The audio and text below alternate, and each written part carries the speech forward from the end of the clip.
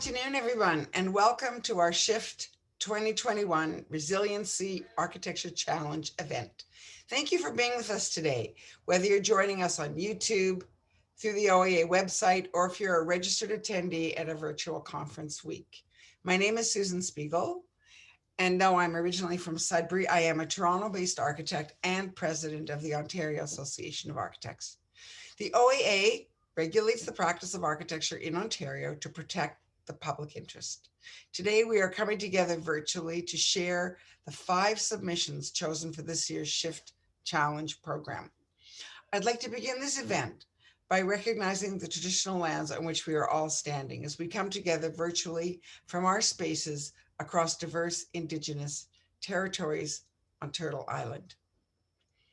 Throughout this conference, we've been sharing this mapping tool from nativeland.ca, a website that shows Indigenous lands, treaties, languages, in a way that changes and challenges the way that people see the history of their countries and peoples.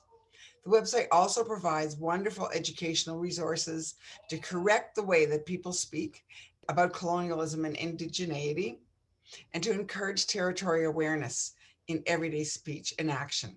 So I would like to invite everybody to take some time to acknowledge the land on which you find yourself and to reflect on and recognize the significance of these territories to Indigenous peoples, as well as our mutual obligations to respect and share these lands. The OAA SHIFT Challenge is a biennial award program that began in 2019 as SHIFT Infrastructure Architecture Challenge. It's an aspirational program that was created to highlight the distinct contribution architectural thinking brings to addressing key societal issues. SHIFT invites Ontario architects, intern architects, architecture students, and their collaborative teams to respond to an identified area of concern using their skills and insights. For the SHIFT 2021 challenge, the theme was resiliency. It was chosen well before the COVID-19 pandemic, but it has become an incredibly fitting for what's been going on over this past year. So to tell you more about this year's SHIFT Challenge, I would like to introduce our wonderful SVP, which means Senior Vice President and Treasurer, Agata Mancini, to tell you all about the jury and the projects themselves. Agata, over to you. Thank you very much, Susan. I'm Agata Mancini. I'm a Niagara-based architect, and I am the 2021 Senior Vice President and Treasurer for OAA. For the SHIFT 2021 Challenge, the theme was resiliency, and it was chosen well before the COVID-19 pandemic, but it has become incredibly fitting over the last year.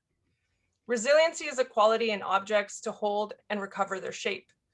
It's an ability in people to stay intact in the face of challenges or to rebound quickly from difficulty. When applied to the built environment, resiliency is a powerful concept that can take on many dimensions, from the physical, economic, and environmental to the cultural, social, virtual, and spiritual.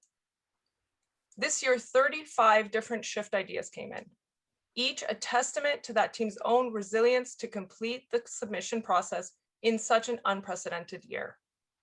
A sincere thank you to all who submitted. The jury who evaluated the 2021 projects comprised of Ted Keswick, Professor of the University of Toronto's John H. Daniels Faculty of Architecture, Landscape and Design, Sophie Mackey, an intern architect and a SHIFT 2019 Challenge honoree, Aileen Oskin, an architectural and environmental design consultant, and Jay Pitter, international placemaker, author, and urban planning lecturer. This jury came together virtually in February and selected 5 project ideas they felt best exemplified the SHIFT spirit. They are temporary foreign worker communities. A team led by architect Gordon Stratford offers a holistic design approach that illustrates the possibilities for healthy, nurturing, and adaptable living spaces for those responsible for helping ensure Ontario's food supply. Mining scars of single industry communities, the Lakeshore Basin. Intern architect Holly Sutton, with contributions from her thesis advisor, Professor Patrick Harrop, shows how the phased remediation of a mining basin in Kirkland Lake, Ontario could transform an industry relic into a sustainable and thriving community resource. Ontario Place, on to our next adventure. This plan by U of T students Ermin Akyol, Victoria Cardoso, and Eugenia Wong offers a possible pathway to preserve the provincial landmark public space while supporting the needs of a new generation of communities. K-Town, a future. This bottom-up approach to revitalizing diaspora commercial strips in urban areas while maximizing multi-use opportunities takes inspiration from Toronto's Koreatown. This submission is led by architect Stephen Fong. And the Mini Midrise, developed by a team led by architect Nama Blonder. This new prototype of mid-rise buildings on single, smaller lots reimagines how the typology could be implemented on our city's main streets. These are 5 very exciting ideas. Throughout the year, the OAA will come back to these SHIFT submissions and hold special virtual events to explore them in more depth. But for today, we wanted you to see these ideas firsthand and meet the teams behind them.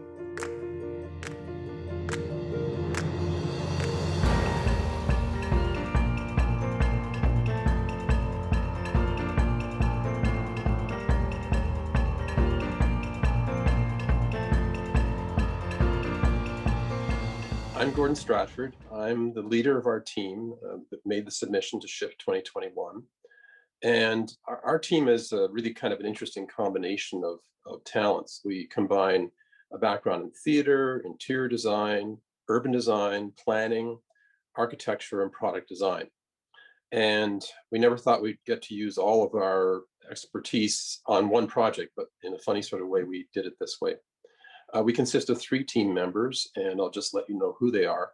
Lynn Stratford, who has the background in theater and interior design, and she is the person of our team who sort of observed the conditions for our case study that we included in our submission and said, we've got to do something about this particular situation, which I'll come back to. And then Jordan Lambie, who is an urban designer and planner. And where he came in was certainly in those 2 areas, mainly in urban design. And what was particularly valuable about what he provided was some research into the urban design character or heritage or culture of some of the countries that temporary foreign workers come from. And then my background, I'm an architect and urban designer and a product designer. And what really has grown in me is this notion that you can use architecture to really shift the world to a better place. Well, in terms of what's the problem, for us, we found this absolutely fascinating because we moved down into the Niagara area a few years ago. And we realized when you come to an area, there's the community that you come into and you look at it, you become part of it. But what we found was that there was more than one community. There was the community that that you'd see on a daily basis. And then there was this unusual sort of invisible group or invisible community, and they would come into the area every year. It would follow the cycles of the planting seasons and the harvesting seasons. And it was sort of scattered and isolated. It wasn't a community that you would see openly. You would see them out in the vineyards, pruning the branches of the vines in the early spring and sometimes later in the year. You'd see them delivering big boxes for fruits and vegetables throughout the year. And we started paying a little bit more attention to this, and we found that this was this community of temporary foreign workers that would come thousands of miles, thousands of kilometers away from their homes, and they would work long hours. They would, as soon as the sun rose, even before the sun rose, after the sun went down, they were always working, and they were working hard. And we realized too that there was, in addition to them, they represented, each of them, a community back home.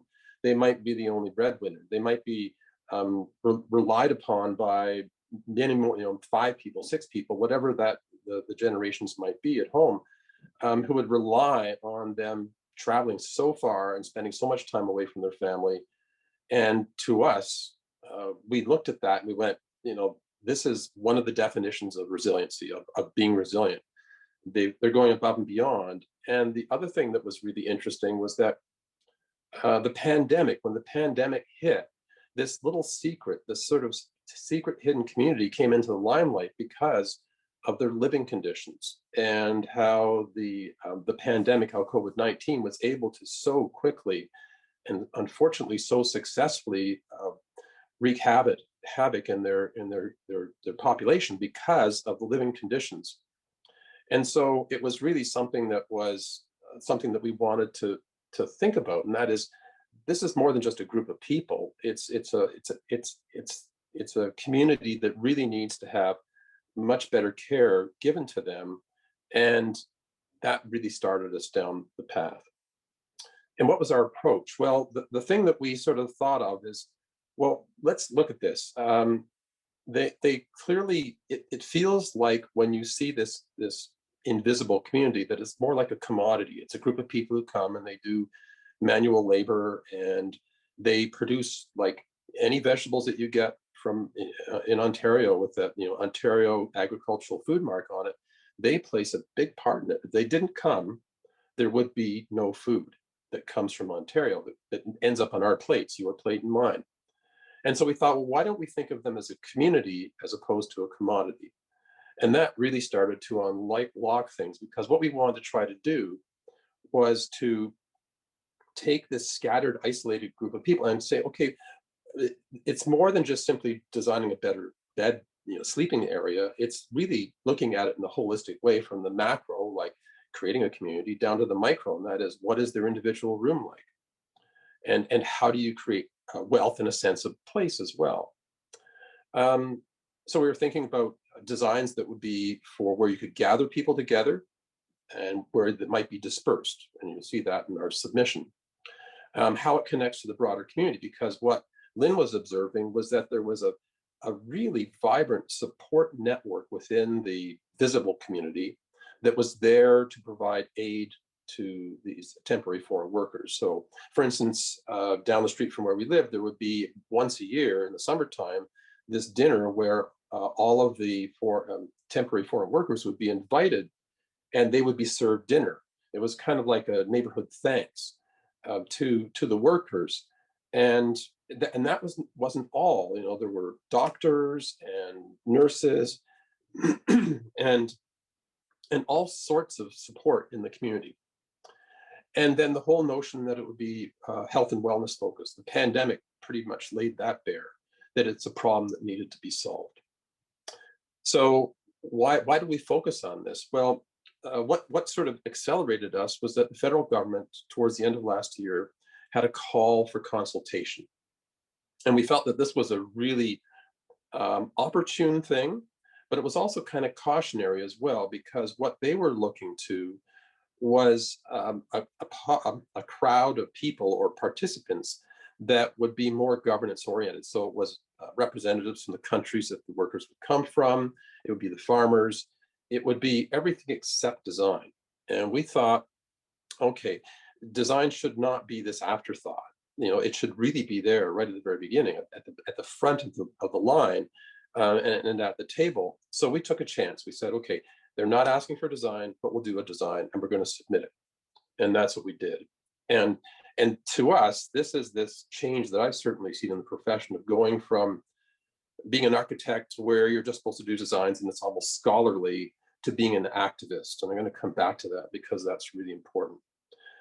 And the other reason, I'll be quite honest with you, was simply shame that these kind of living conditions could exist so quietly and so invisibly surrounding us, and yet so essential. And I just thought, something's got to happen here. We've got to do something. So that's what we did.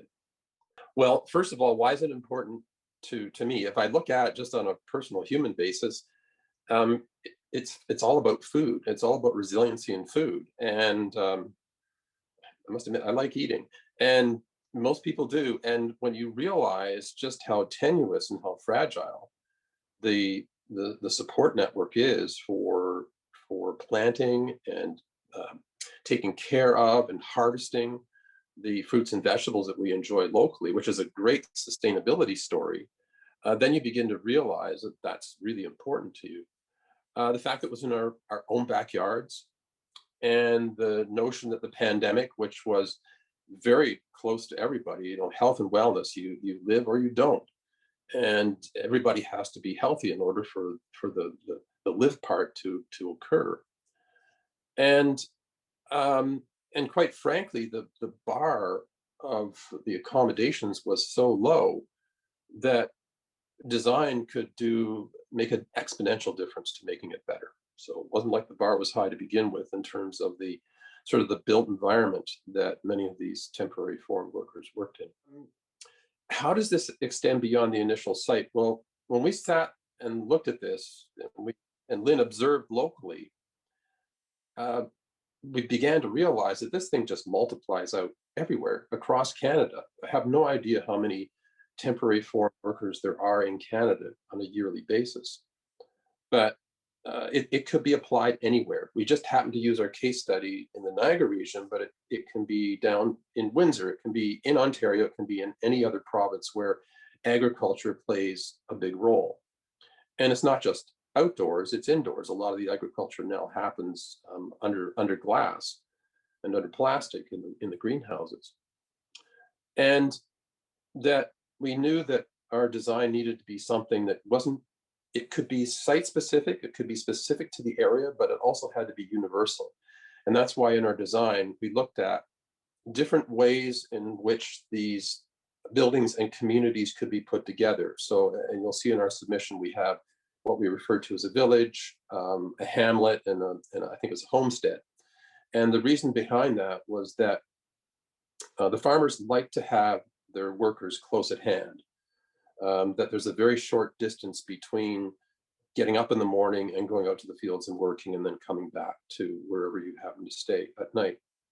So we knew that we needed to create, we needed to scale to that, but we also wanted to scale to what should really happen, and that is to gather the temporary foreign workers together into a community, because then services can be provided much more readily.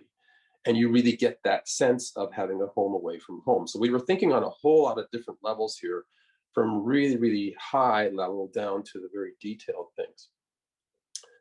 And how are the broader specific ideas replicable or applicable to other cities and areas and ways?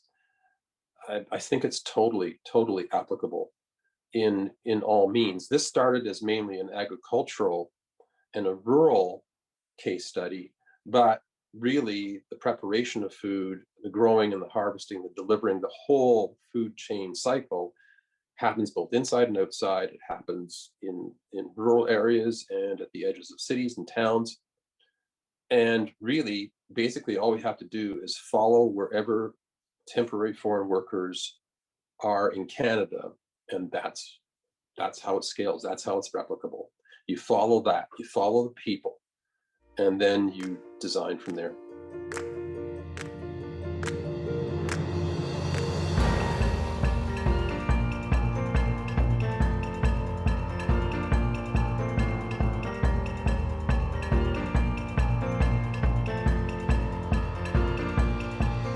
I am a girl from Northern Ontario, and growing up in Northern Ontario, I didn't see a whole lot of architecture that really sparked my interest. It was kind of more when I started going around and looking at different schools and really getting a chance to figure out what I wanted to do that I picked architecture. I wasn't one of those kids that grew up knowing what they wanted to do.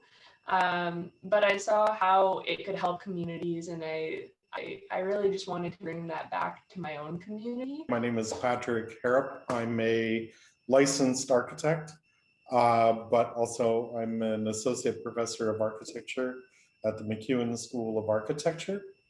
And I have served as Holly's thesis advisor throughout the duration of this project. My shift idea stems from being from a small northern town and wanting to really give back to the community. And I didn't really know where to start, and Pat helped me with that, especially in the beginning when I was struggling with trying to figure out what this project was. Because I looked at all the projects I had done in school, they had really interesting programming, cafes, schools, student housing, things like that. And I wanted to do something like that for my community.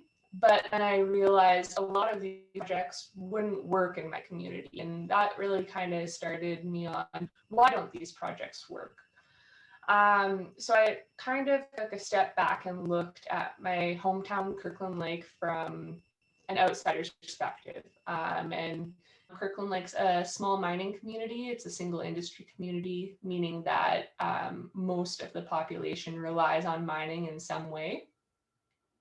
And how that really changes what type of programming you're going to introduce into it is that the programming you introduce needs to be able to shift, needs to be flexible. Mining towns like mine go through economic shifts, boom bust cycles, so your population can change drastically. So I took a step back and I decided to really look at the community from an outsider's perspective. And what I realized was that the thing that made the community really unique was the mine. So I decided to research that a little bit more. And a really unique thing about the project was that, and a unique thing about Kirkland Lake is that the mine actually travels underneath Kirkland Lake itself. And how that impacts the community, how that impacts the environment is that you essentially have to de-water that area to be able for the mine to be productive. So Kirkland Lake does not actually have a lake because of this dewatering process. The lake itself was drained way back in the day. And so my project is looking at, okay, so what happens once the mine closes and this lake refills? So you're going to have many things happening at once at that point in time. Like I mentioned, those boom bust cycles. You're going to have the low economically, the population's going to shrink, but you're also going to have the return of this lake, which I found super interesting. So that became the focus of the project. And how I addressed this, the approach that I took was that I implemented kind of a phased design approach, which really looked at the life cycle of the community and what happened during this process. So all of the projects and all of the buildings that are part of this project all required very flexible design. They had to be very passive. They had to require very little maintenance, and they had to acknowledge that their use might change. So a building might start out as a storage for equipment for the ecological rehabilitation of the lake, but then it might change later on and be a rental facility for snowshoes or kayaks as the lake refills. So that's essentially what my SHIFT project is. Seeing industrialized landscapes, we all know about it. We all have, we're all seduced by the images of the industrial landscapes, but to actually come in contact with them is really quite fascinating and very surprising. And there are a lot of things that Holly just accepted as being completely normal, such as having these giant pits, which are so deep, they give off hot air, to have this idea that Main Street has a parallel underground street, which is a giant tunnel. So from my perspective as an outsider, there was something absolutely fascinating about it. There's a huge potential for us as architects to try to enlarge in the scope of what can be possible for a community, and to try to predict how architecture and architectural ideas could actually become catalysts for actually reversing a trend of degrowth right now. The common assumption is that these industrial towns are just going to die, and they're just people are just going to move out. And what I was really fascinated with was through Holly's proposal was how you can actually catalyze being a community member, but also catalyze through some building projects, small and subtle moves in building projects, and also landscape approaches, how you could actually not necessarily grow a city to what its former self was, but to at least make it a livable and active community. And that's what was really fascinated about Holly's approach. And again, Holly was, well, my city is dying, I don't know what to do. And one was to, of course, be realistic about it, but two was to try to see what was there and actually transform it somehow. Well, I think this project is important to me personally because it is generally just a very personal project. Like Pat said previously, it's me essentially trying to save my hometown from some perceived threat I have for the future. So that's why it's important to me. And I think a lot of small towns, especially northern towns, I've worked with a lot of different towns right now as an intern architect, and they're facing very similar issues, especially in northern Ontario. There's a big concern in they want to grow, they want to help their community, but they don't really know how. And so I find a lot of these communities end up trying to do what trying to use techniques from other communities that aren't necessarily going to work because of the context. So you have communities up here that are very similar to Kirkland Lake, trying to use strategies that are used in Southern Ontario in communities that are much more stable economically because they have more diversity.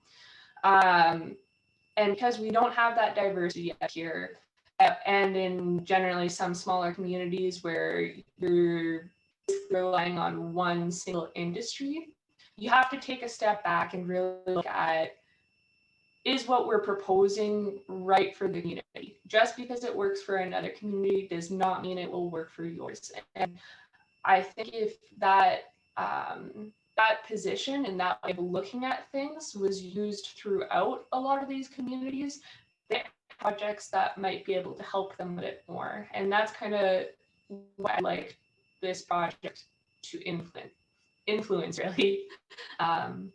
These communities are born of these industries, and it's not just in Northern Ontario, it's actually all across North America. You know, it's in cities like Sault Ste. Marie, but even in urban cores like Montreal, which had an industrial sector which has shifted to another part of the world.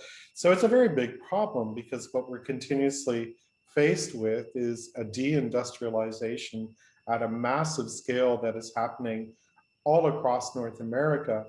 And yet any kind of tangible solution that we try to find is usually trying to match the monolithic scale of these industries with some kind of monolithic activity, such as a giant art gallery or some kind of festival or something like that. And I think Holly's approach is really is much more modest, and it's being taken at the scale of the actual community, where the interventions are small, they're modest, and they're feasible, and that gives probably these communities the best possible chance of taking advantage of the infrastructure that's actually there, and this deindustrialization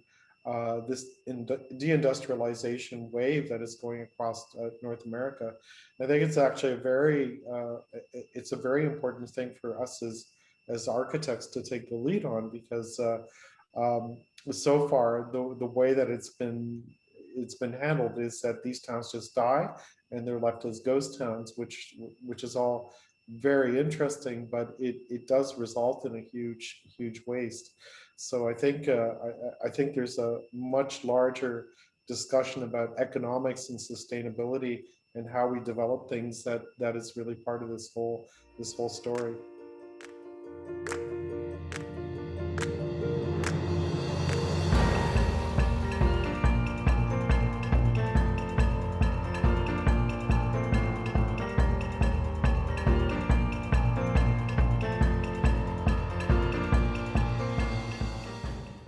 Hi there, my name is Victoria Cardoso, and together with my teammates Eugenia and Armand, we submitted our proposal for Ontario Place to the SHIFT competition. My interest in architecture started with residential architecture. I was very interested in homes and designing for house communities. It's kind of changed a bit into more community spaces, which is where my interest is setting at now. We are a team of first-year Masters of Architecture students from the University of Toronto. So this is our first major submission. So, hello, as Victoria mentioned, I also study Masters of Architecture at the University of Toronto. Victoria and Armand are my classmates for a first-year building science course. I got into architecture because I've always been interested in fine arts, in visual studies, and I've always wanted to create an environment where we can immerse ourselves in art and not necessarily just being an observer, but more of us living in the art world. Hello, my name is Arman. I am a first-year master's student in architecture at University of Toronto. My undergraduate degree is in industrial design, and I received a master's degree from inclusive design program at Oket University last year. For as long as I remember, I have wanted to draw and make things, and I always been fascinated by architecture. And I want to make art forms we can live in, actually. I hope my past experience in industrial design will inform current studies in architecture in fresh and productive ways, yeah. For this year's SHIFT challenge, our big idea is revolve around the idea of resiliency, and our entry is a response to the existing Ontario Place state of neglect. We are aware that there is an impending privatization of the site, and we wish to introduce new programming that supports the existing structure, yet allow for the site to be self-sustaining. We wanted to preserve the original architecture of it, but also allowing it to continue, because we are aware that Ontario Place is no longer financially viable to keep, and we wanted to introduce new programming that collaborates seamlessly with the site conditions. And of course, we do want to improve the connectivity so that it will be easier to access for the general public. Well, for the case, Ontario Place has entertained and educated the visitors.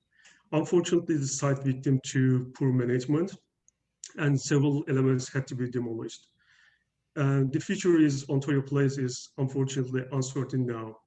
Given its significance as an extraordinary example of modern architecture and landscape design, the cultural heritage site deserves to be brought back to life again. Our idea is to make fuller use of the advantage of the facility's location on the waterfront. And more than ever, the public needs outdoor and green areas, and the Ontario Place needs to welcome communities' return. We believe our proposal will extend beyond initial site. While proposing an innovation hub, we emphasize the role of Ontario Place as a symbol of change and adaptation. Its connection to the nature provides opportunities for education and enjoyment. And we believe visitors to Ontario Place will be both entertained and informed by the programs in such areas, agriculture, and limnology, and take these lessons back to the community at large. They will be ambassadors of the ideals a restored Ontario Place will represent. Although Ontario Place is unique in its location, specific ideas are easy to replicable. We want Ontario Place to be one of the examples on how Innovation Hub can interact with the community. Partnerships are also very important in our projects. This site and its programs are designed to be replicable concepts, and NGOs, industry, academia, and larger communities will be involved in this project. And partnerships will extend to the network of the stakeholders into academia and not academic fields. And this will give a credibility and viability of our projects actually. And finally, we hope to revitalize Ontario Place will inspire future architects and as it inspired us. Thank you.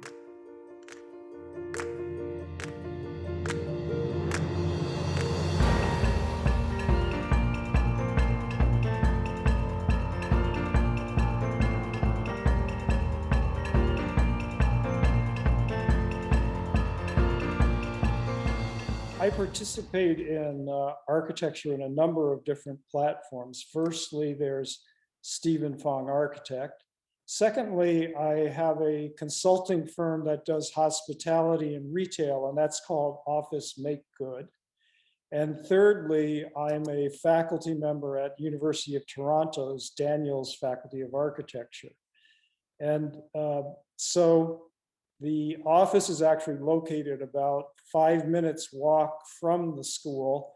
And we've always had a steady stream of students, recent graduates, and various people from the school over at the office, and they've contributed tremendously to our practice, along with a few long-standing contributors. I'd like to say at the school, I teach I co-teach a course in entrepreneurship with a well-known local entrepreneur named Lauren Gertner. And in that course, we think about the agency of architects in an economy that's increasingly a consumer and a market-driven economy. And in that light, the project that I've done with Stephen Fong Architect, K-Town, A Future, is very much aligned with a number of the things that we teach in that course. Our project is an architectural solution to the financial precariousness of small businesses in diaspora communities. And I think you know those kinds of small businesses. They tend to be little restaurants, little retail stores, typically in store frontages that are about 15 feet, sometimes with a couple of stories of building above them, sometimes with nothing above them. And you think about all those diaspora communities that make up Toronto. I mean, you can name them off: Little India, Little Portugal, Little Italy, Greek Town, Chinatown, Little Jamaica,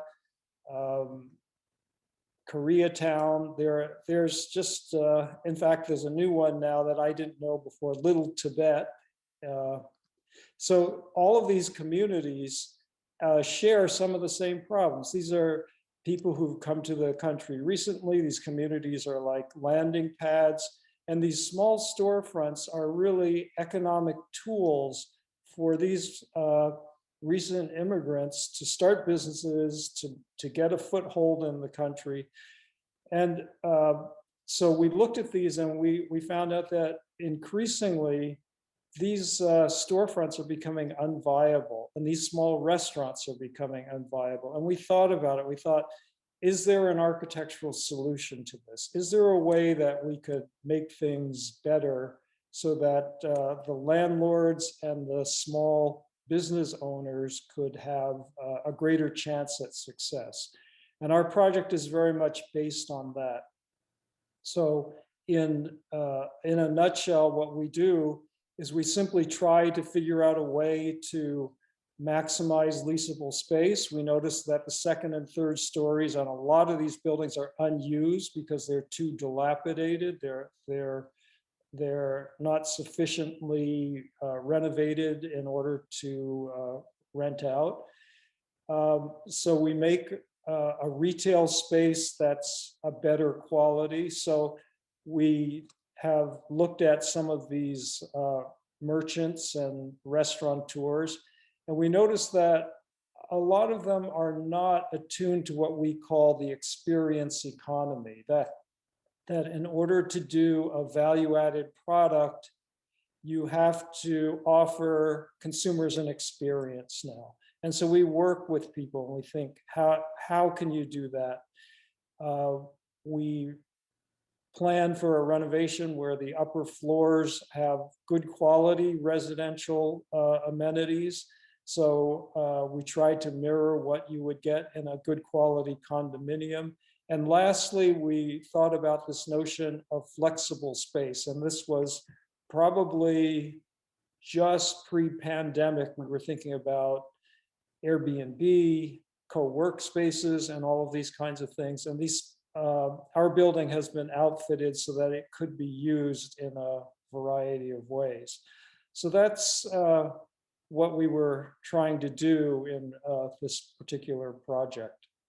Well, as I noted, there are perhaps a dozen diaspora communities in Toronto.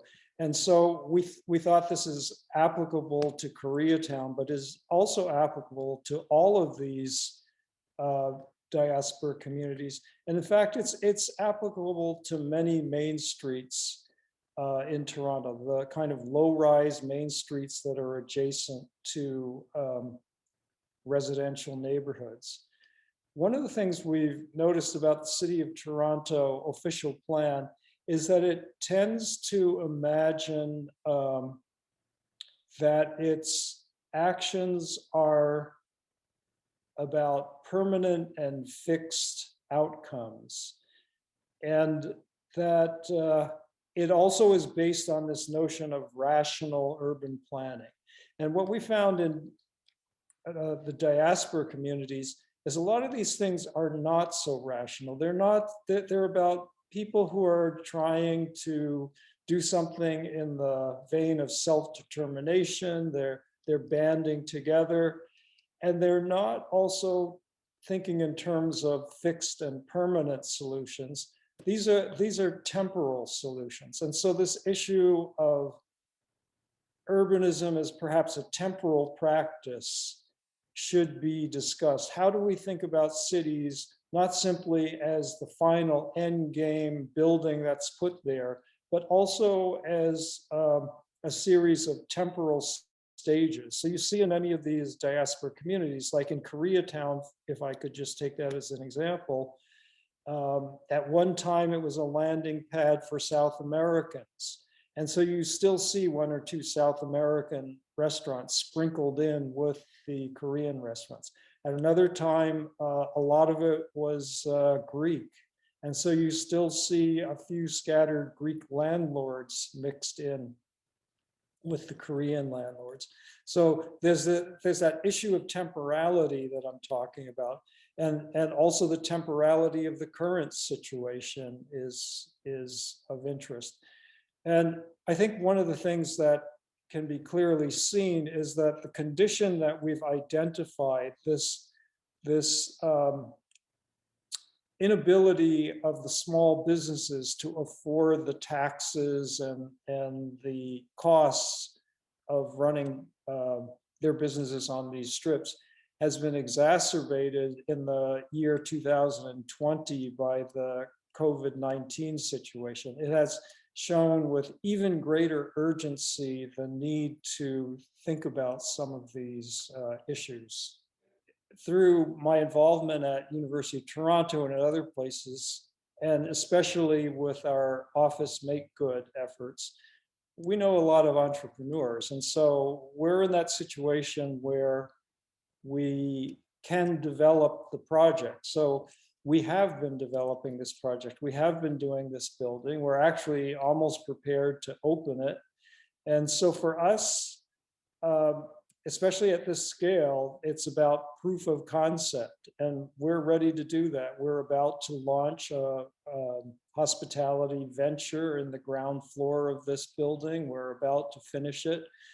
And we want to demonstrate to the public that there's an agency to entrepreneurship, that entrepreneurship can be about social purpose, about social good, and that there's potentially a model that can be replicated in other parts of the city.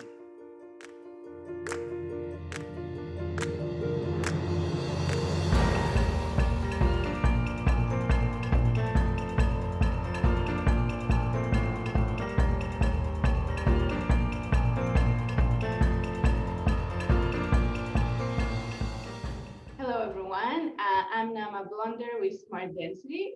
Smart density is an architecture and urban design firm. I probably knew I wanted to be an architect since I was 10 years old. So I don't remember the reasons, and I'm not sure the reasons are totally applicable for me as a grown-up. But it's something that I always knew I wanted to be. And here at Smart Density, with our projects, we deal a lot with intensification and the housing crisis and the affordability crisis. And we try that each of our projects will have that component of smart density to make sure that the way the city grows and which is important and wonderful, will be something that we will be proud of for future generations. So our big idea, our project is called the mini mid-rise, and we are coming with the approach that in European cities, most of the buildings are actually mid-rise buildings.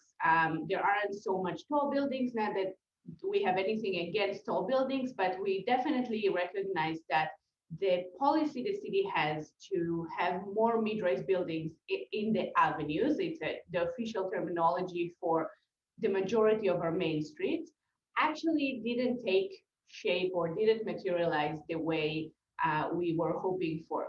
And part of the reason is that one thing is cost of land that is very high in Toronto. The other reasons might be that the policy has many limitations, and probably one of the greatest challenges is that it requires an assembly of several properties, which makes the process very long and complex, and often makes or leaves those buildings simply financially unfeasible. So our idea of the mini mid-rise is to have the mid-rise building design guidelines as the city directs, only on a single property.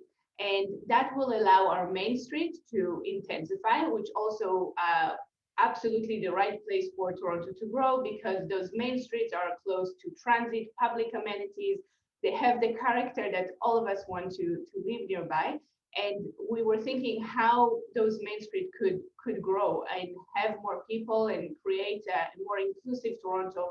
And we came up with that mini mid-rise idea to have the mid-rise building on a single property. It could be a very narrow one as well. And it also allows perhaps even moms and pops to develop this type of mid-rise, and without the extensive capital that you would usually need or require with a really large building. Why is it important? Because the concept of a main street is not just in Toronto, it's in so many other cities and towns in Ontario, in Canada, and in North America generally. So bringing up this more incremental approach to intensification will help the main street, as we noticed during COVID, and that those main streets really struggled, obviously, because they rely on retail so much. And at the same time, will help address the affordability crisis and the housing crisis we are experiencing here in Toronto that other cities experience as well. So what's next? So first of all, this project is extremely doable. It's doable because the city already has policy in place. It's doable because it's financially feasible. And it's doable because, as I mentioned before, even the current owners could develop something like that. This is not the major high density project that we're used to that are very complex and sensitive in their process. So for us, we actually already presented that concept to the city and gained their support.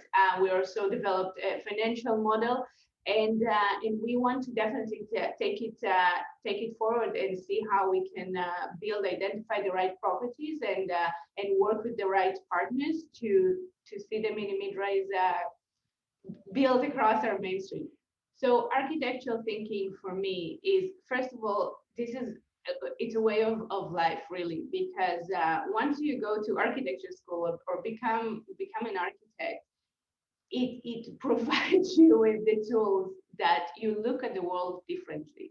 And I find myself walking in the street and identifying problems and how they could be solved. Now, at the same time, obviously, these are things that are complex problems, but yet it gives you that problem-solving mindset to look around and identifying creative ways or innovative ways to just reshape or tweak things in our lives. It could be buildings, as people probably think about architects as building designers, but also as urban designers, because each building impacts our public realm. And I always say that it's more important what happens between the buildings and not necessarily the building itself. This is the second time we participate in the SHIFT Award, and it's the second time that we win or recognize for the SHIFT Award. And we love taking part in it because I believe it shows a different aspect of the architecture profession, to show that creativity could really, it is really a big part of the profession.